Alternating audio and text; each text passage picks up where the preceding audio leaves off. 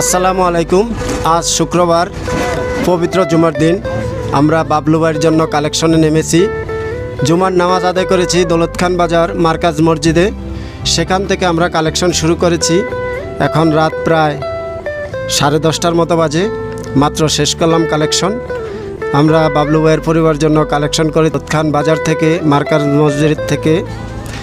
দৌলত খান বাজার এবং মার্কাজ মসজিদ থেকে কালেকশন করেছি 12,684 টাকা।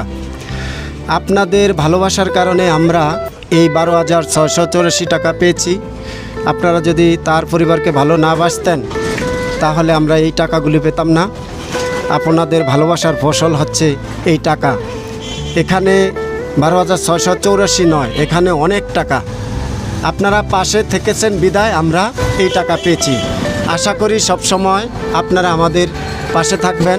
আমরা যেন এইভাবে এই কাজগুলো করে যেতে পারি সব সময়।